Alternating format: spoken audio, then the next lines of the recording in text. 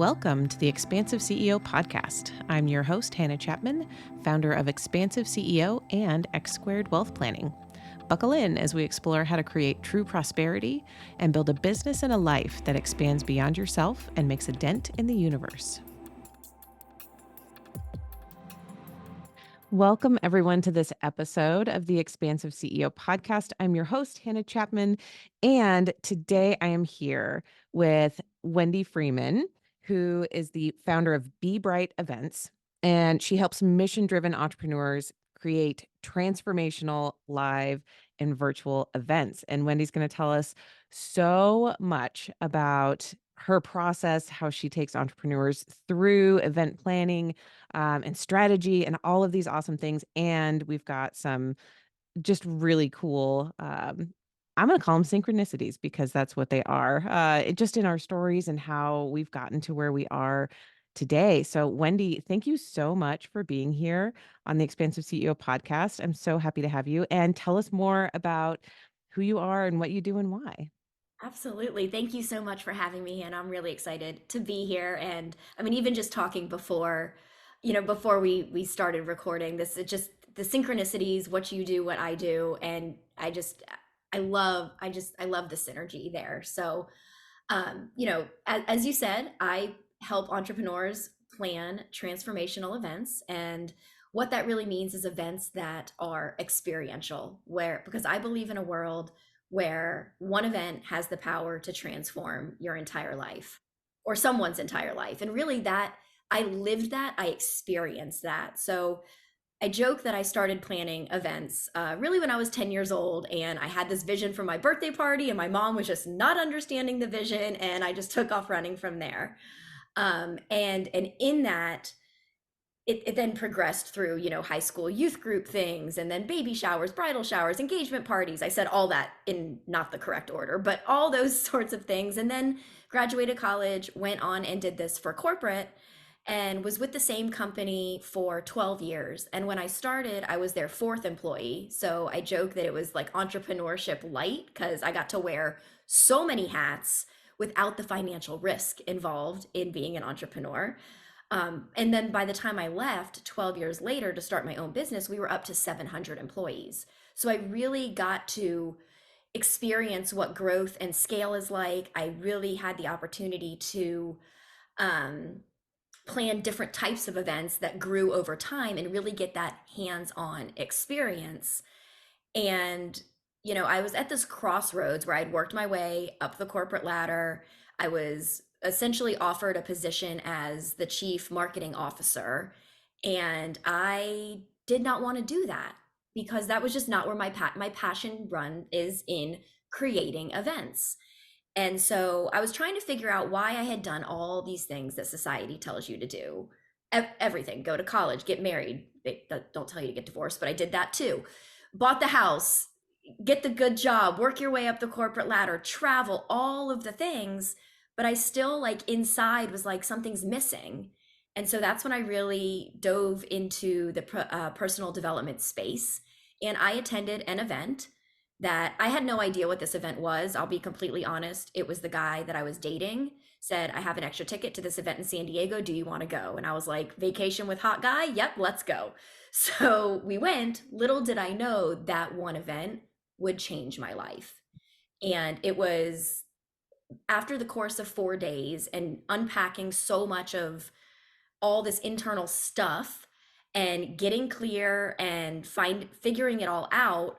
By the end of that event, I was like, I'm planning the wrong events. I love what I do, but at the end of the day, I'm lacking purpose. When the event is over, I'm like, wow, that was an amazing stage set.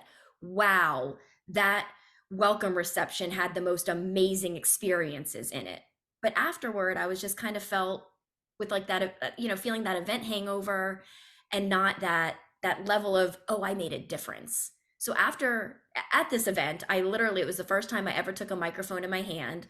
And I said, I declare that within the next 3 months, I am going to quit my 6-figure corporate job to start an event planning business, to plan events just like this, events that change people's lives. And it was the scariest thing I had ever done in my whole life. I am a single mom. I had the safety and the security of a 6-figure paycheck. I took out a ton. I had no savings outside of no liquid savings. And I hired coaches, I hired mentors, I racked up the credit card debt. And in looking back, that was the most amazing decision, scariest decision I've ever made. And here I am, 5.5 years later, and would not have changed a thing. Would not have changed a thing. Oh, Wendy, yeah, we're gonna dive into like just all the similarities that exist here. But I also want to say, as a mom of three, my oldest is 13, they're 13, 11, and 8.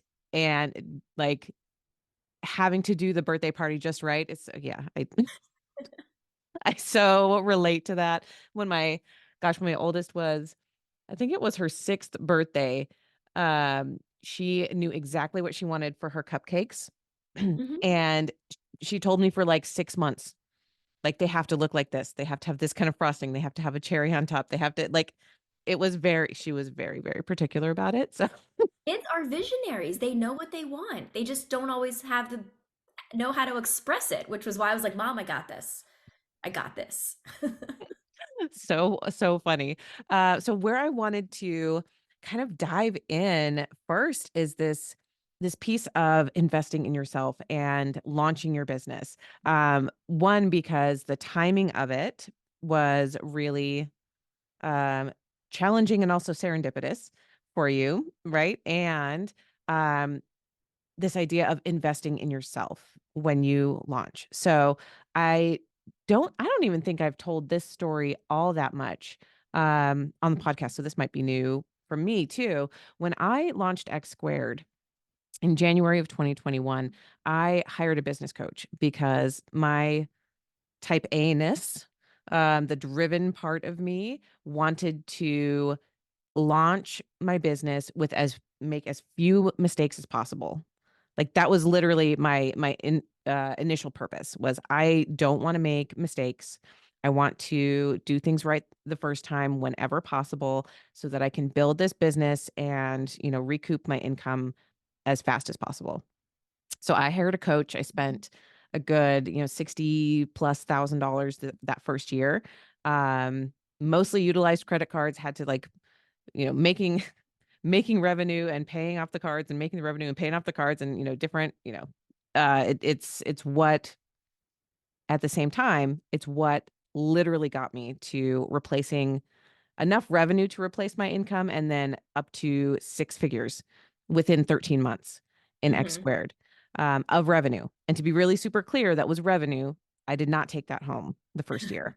I took home a very small portion of that, but I learned how to do it. I learned Hmm. how to create the income. I also This was the biggest piece for me. It really wasn't about the strategy and it wasn't about not making mistakes. Like, that was for me, the mindset around hiring my coach in the first place was she had built law firms and I was building a financial planning firm, and they're very similar in how, they express, as far as being the CEO and having help, all of that kind of stuff. So it's like, you did that, so you can help me, build my financial planning firm.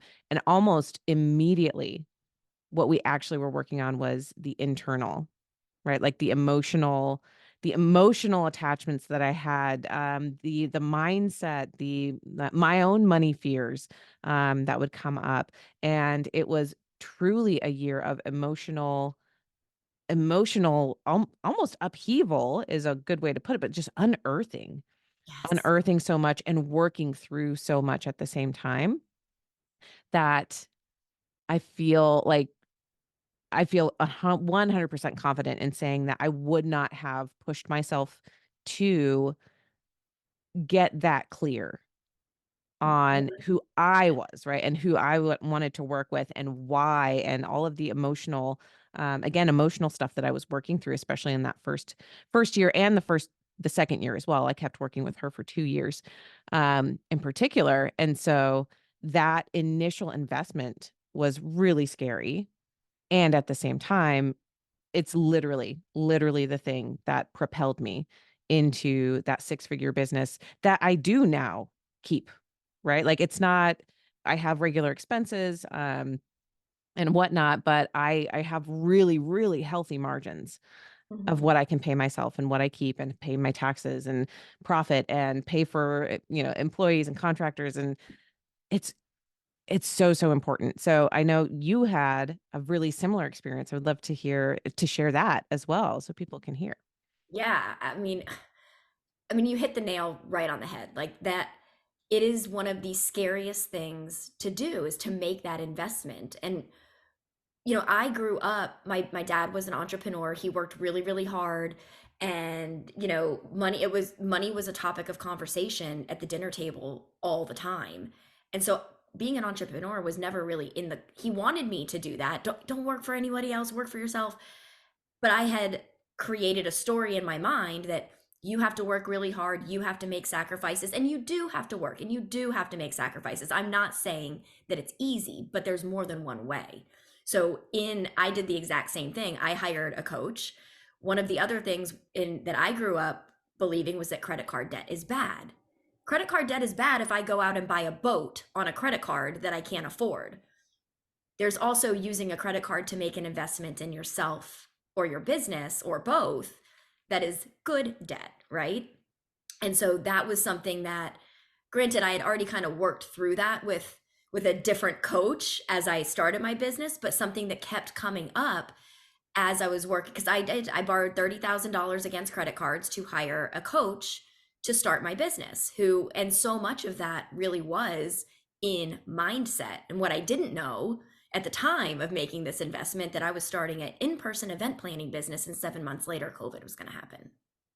So that mindset piece played a huge role over that time, as well as the, okay, you just spent 7 months branding yourself as this in-person event or this in-person event organization. Now you're pivoting to virtual. Fortunately, in corporate we did virtual events, so I had the experience, but it wasn't my passion. I just left to plan what I wanted to do, and now I'm having to do something else. So there was that. Um but I think that I now, since that initial investment and getting over that and realizing that the time that hiring that person saved me, the mindset is a big piece. The time that they saved me was a big piece. Did I make mistakes? Sure. Would I have made significantly more mistakes without their guidance? Absolutely. Would I have been able to, in the midst of COVID, still generate six figures of revenue as my first year as an entrepreneur? Absolutely not. Like I would love to believe that I could have, and if I'm being realistic looking back, I don't, I feel like I would have, COVID would have happened, I would be like, well, so many businesses fail in their first year. I guess this is, I mean, I would have tried because I'm not a quitter, but I don't know that I would have had that support, that direction, and that strategy and that mindset piece that put me in a place of, I'm going to create a virtual event handbook because everybody needs it right now. Nobody has money. The story I told myself was, nobody has money, nobody can hire me. Everybody just has to, everybody's pivoting. So let me just create a digital product. I had never thought about creating digital products, but that, again, a suggestion that came from a coach that gave me something to do, to stay at my computer, to keep me busy, to pour my heart into my work, and contributed to where I am. Now I have a whole other virtual side of my business that I have team that runs, because that's not I have the strategy behind it, but that's not my passion. My passion is being in person in the room. So all of those things combined, I think, just speaks to the facing your fear, doing the scary thing, and investing in yourself, because it comes back tenfold, in whether it's a financial tenfold way, a spiritual tenfold, it comes back in various ways. And yeah, zero regrets on that one. Oh, yeah, such a good point, and I that was the other, funny synchronistic point for between the 2 of us, that my parents were also entrepreneurs. I have told that story plenty, on the podcast, but I did not want to be an entrepreneur for a really long time. I actively, like, pushed against it and wanted stability, and, Mhm. one of my dream jobs was to work at a bank and be a bank teller and have banker's hours and 9 to 5, and And I was also a musician, so I taught flute lessons, I played gigs, I did things on the side, right? Like Hmm. that was the thing. Like I can do this stuff on my own on the side and Yep. but have this stable job. And it really wasn't until, I experienced that a professional trauma that I really could not I understood at that point that I could not build the business that mattered to my heart with the Mm. people that I really wanted to serve at the firm I was at the time and before I launched X Squared. And that point, that was the place where I was like, I'm gonna do it. I'm gonna go, anything is better than feeling trapped. Like exactly what you were saying before. Like I'm doing exactly what I'm meant to be doing. I know that I'm here to help people through financial transformation. And it just was at the wrong place. Right. Right. I needed to create my own space in which to do that in a way that felt really uplifting to me, was rooted in purpose, rooted in integrity, and rooted in really always doing what's best for the client, no matter what. And that, like, yeah, I hear that resonating from you too so strongly. Um, and that piece of investing in coaching, investing in the right kind of help, this is the place I think where event planning, especially, like for me personally, I can throw a good party. I know how to create a menu, right? Like I know how to do some of those things. I also find it exhausting.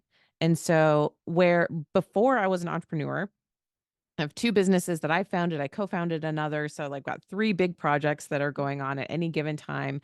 I used to be able to do more of the stuff, right? Hmm. Like more like the decorations, the planning or travel, right? Planning every bit of it, planning the experience, diving into I can do that. I know logically that I have done it before. I've done a good job. Now, when I like really check in on my own energy, it depletes me so much to do any of that detail work for these Hmm. other types of things that I know I want and I love, but if I do them myself, I am, like, gonna be, like, the What worst else is version of not getting myself. done? Right. Yeah, other stuff isn't getting done, and at the end of the day, my kids and my husband get nothing from Hmm. me because I'm like, "I gotta go sit in the bathtub for, like, an hour." It's my favorite place. Right? And I do that sometimes anyway, but to for my energy to be so depleted that I literally can't, Hmm. like, m I can't be mentally emotionally with anyone else, it's just not worth it. And so for entrepreneurs who, have that feeling of I can do it, should I save money and do it myself? Like, what do you say to those people? Yeah, that's a great question because when you think about all the different components that go into it, yes, I can pick a menu. Yes, I can find a hotel. When you look at those little components, yes, you can. What I say is, should you? Is that the best use of your time? Do you know what to be asking for? Do you know picking a venue? Do you know what that contract really means? Are you being taken advantage of? Are you paying for ballroom space? You're going to have to pay something. Wouldn't it be better to get food and beverage than four walls, a ceiling, and a floor?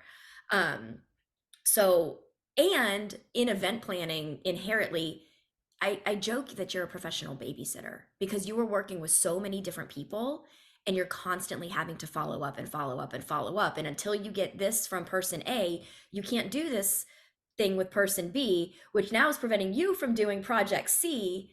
And it turns into a huge snowball. You are juggling so many balls, and very few of them are plastic, they're all glass. So, how are you juggling all of those balls? So what I typically say to that, this is a long-winded answer to that, is that you don't have to hire an event planner to do everything. You could hire an event planner just to create your task list. Make sure you know what you need to do and put dates and timelines on it. And maybe you have a team that can take off running. Maybe it's not you doing all of the planning, but you don't know, when do I need to order this? When does this need to be done? How do you manage all of that? Or I need to create a budget. What's the first step? You can hire an event planner just to talk you through the budget piece, or a event consulting just to talk you through the budget piece, just to talk through, a lot of the events that I do are these 3-day transformational events, which are typically hosted by coaches who on day 2 and day 3 are making an offer to sell people into their 10 to $100,000 plus mastermind. There's a strategy in doing that. Sure, you can come up with your package, you can come up with what you're going to offer, but what is the flow of the event that's going to make them reach into their purse and pull out their credit card to make that investment? What are the experiences leading into that? Because it goes beyond just the menu and the room and the centerpieces and the welcome reception and all of those things. There is strategy behind that. It doesn't have to break the bank. That's the other thing, is people just think it's expensive, and it is an investment and a tax write-off, by the way. So that's the other thing that I always say. I'm like, remember, you can write me off, you can write every single thing that we charge for this event is a tax write-off. So that a lot of times is enough to shift people, because they're like, oh, okay, I just paid X thousands of dollars in taxes. I'm like, well, there's your write-off. But it's finding the right piece that works for you, whether that's buying, or getting a free download, whether it's starting with a template, whether it's a 1 hour call to, this is the thing I want to do, I don't know the sky from the ground, where do I go, all the way into the, I just need you to guide my team, all the way into, Wendi, this is what I want, I have no time, I have no energy, I want you to do it for us. So that's kind of how I've built my business over the years. Was we started off just doing those in-person full service events, and I realized there are so many more people that I can support, that I can help, that may not have the budget for a full service planner, and that's fine. They may not need it, but I can save you countless hours and so much stress, so that you're going to bed at night in whatever way that we work together. You're going to bed at night feeling confident that you know what has to get done and you know the steps that need to be taken. So on top of it, you're sleeping better. If at all. If there's I've had people come to me, they're like, I didn't sleep at all. I just keep thinking of all these things. Well, here's your list. Now you know it's on a list and you don't have to think about it, and sweet dreams. Oh my gosh, I think that is so valuable just to know, and to like think about thinking about my business, thinking about my clients that I help. Again, I mainly work with entrepreneurs, and knowing that, sometimes having someone that will work with you in the way that you need, versus like putting you straight into it, like, well, this is how I work and that's it. I think that's actually becoming a lot more appealing to people, that they don't want to be like, okay, I don't need like the Cadillac of event planning. Hmm. I really just need some like really good coaching and consulting on how to do this the best way. And Right. that's going to be exactly the right thing. And then what does that mean for later? This is what I'm noticing with clients, is that when you meet them where they're at and give them exactly what they need, and help them have an awesome experience. Okay, when their business grows and now they're ready for the full planning event, who are they coming to? Right? Right. Yeah, when you're able to actually again meet them where they're at and provide them the tools and the resources that they need. That's so true, and I see it happen over and over again, where maybe they were in my event accelerator program and they got what they needed and they had a successful event, and then they're like, I want to do it again, and I had no idea how much work that was, and they come back and then they hire me, or maybe they hire me for certain pieces like that. They don't, again, don't need the full service, but they're like, the managing the speakers and the sponsors was a huge time, took up so much of my time. I'm very capable of it, there wasn't a whole lot, you gave me everything I needed, but that took a ton of time, can you just handle that for me next time? And that is, I saw exponential growth in my business when I stepped out of my comfort zone of, this is my service, this is how it works, this is what I do, and I started meeting people where they were at. And there was some mindset stuff there, because it's like, well, I have people that are willing to pay me this, why am I just going to do it for this, or just do this one piece? No, I'm going to wait till I catch the big fish. I could catch 10 fish, and end up making more revenue than the one big fish. Mhm. So I think Yeah. that's just a lesson for in entrepreneurship, in like you have to take a step back, look at your business, and this is also where did this idea for me to create this consulting package, to create the event accelerator package, to create the digital downloads and resources. That wasn't me. That was another coach, another investment that was like, you're leaving money on the table. And I didn't do it for the money. I did it because there's people that I know I can support. And at the same time, it turned out to be a very profitable endeavor. Yeah, I really love honestly, Wendy, I love this conversation because it's not just about event planning. It's also like really talking about like how do you open your mindset? How do you open your heart to different opportunities? Because again, I had such a similar experience to that. Like almost exactly the same. Like, right, you can hold out for the big fish. You can hold out for I only sell premium packaging and pricing. And there was a piece of me that did not sit well with that. Right? Mhm. Like there was a piece of me that really was like I want more people to experience financial peace. I want more people to have what they need, and I know my full on service is a premium package. Like, yes, 100%. I agree with that for myself as well. I also know that there are people that are at the beginning part of their journey that need, okay, here's the first step. I can give you here's this first step, and then when you get to step 2, okay, here's the next step. And they can work their way to that premium packaging if that's what's right for them. And Exactly. they've gotten to grow along the way, right? And that's to me, that's from a from a soul level, that's what feels aligned for me. And from a business perspective, this is where I am always combining, right? How you're being with what you're doing. That's like my whole purpose in life, I think, at this point. But that's that piece of doing it that way where you're meeting people where they're at is also creating your own funnel. It's creating a very sticky funnel, a very like they will experience you in this one way, and then when they meet someone else who's like, "Oh, I just need someone to do the whole event," guess who they're gonna refer, Exactly. right? You have built your own, I almost feel like it's a flywheel. You've created your own flywheel of a system by being able to reach people in a way again, I love the way that you put it, that um you're not doing everything. You're not being everything for everyone, but you are doing the things that are aligned for you. And I loved your example too of like the virtual events. Okay, here's how it works. Here's the team that's going to Right. implement, right? Like you don't have to do all the stuff, but if Right. your team can help with that, Exactly. it's super And powerful. I think the other piece to that is that in creating that, my overall happiness, my alignment, because I'm attracting the right client, because I have the right fit for all of my clients versus, me sacrificing premium packaging because I really want to work with this person, but they can't really afford this or this. I'm not trying to fit people into my packages.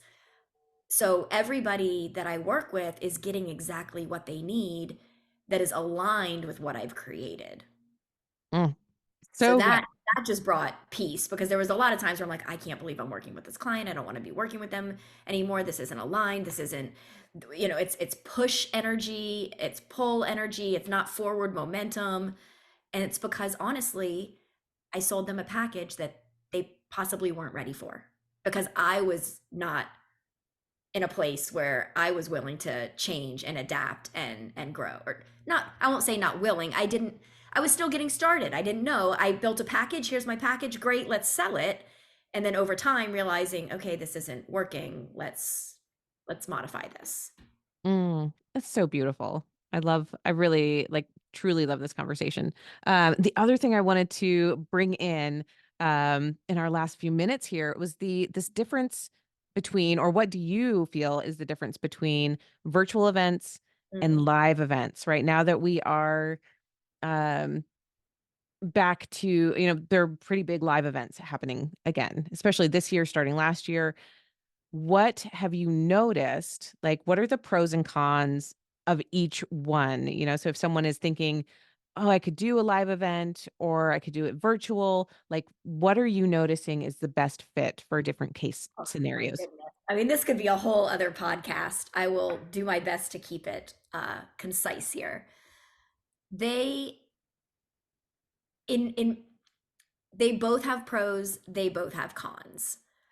Um, I think that the the people you can still make powerful connections virtually. That is possible. I think we've experienced that throughout COVID. I think during COVID, everybody there was a craving for it. That was the only engagement that we had, and that's really where I built out a lot of strategy around being able to make connections even though you can't shake hands. I think that virtual events, they can be very affordable. They can be very um, productive. You can get very similar results with virtual. They're not any less planning. You may not have a menu to coordinate, but and if you're doing it right, you have experiential components that you're building in. You have audio visual that you're building in. You're when people are coming into your virtual event, you have music playing in the background. So there's other, like, I personally feel more exhausted after running a virtual event than I do in person. You don't have that energy and that that what's the word? The adrenaline. The Yeah. adrenaline is not pumping that keeps you going. Um I do think for a lot of hosts, doing a virtual event before in person can be very, very lucrative for them. You're getting your agenda dialed in, you're getting all of your things dialed in. You're not renting ballroom space, you're not paying for food and beverage. You may be sending swag, like, there's still option. You can run, I mean, you see these huge events with the virtual studios and things like that, and so it can be just as expensive, but it also can be done on a budget. But I think it's great to lay the foundation for your in-person event. um but I also think that you have to think about the attendee experience and not just a bunch of talking heads. You need to build in breaks. You need to build in movement. You need to build in experiences. Maybe there's a networking happy hour in the evening where you have live trivia and you're still building in these other things. Where I see a lot of people is they're like, "Oh, I'm going to host a 3-day virtual event and it's speaker after speaker after speaker and we just dropped a free download and we dropped a free download." And there is no shortage of information on the internet. And if for me, I'm going to go seek out that information on my own. I don't need somebody to curate it for me. When I attend a virtual event, I want to be engaging in the chat. I want to meet the other attendees. I want to have value and feel as much as I possibly can that I am having that event experience. And so that's where I see a lot of differences, because a lot of people, they do just, we're going to open up a Zoom room. You can register through Zoom. There's not, this whole website landing page about who it's for and what it's going to be. And you're selling really low price tickets or maybe even free tickets. And depending on what the goals of your event are, that can be a good approach. But I don't think there's a whole lot. I don't want to say I don't think. I I feel that there's a lack of strategy going into these virtual events because of how people believe I can just open up a Zoom room, I can get a bunch of my friends, my fellow coaches to all speak and we can just have this summit. And I think that's where there's a big differentiator there.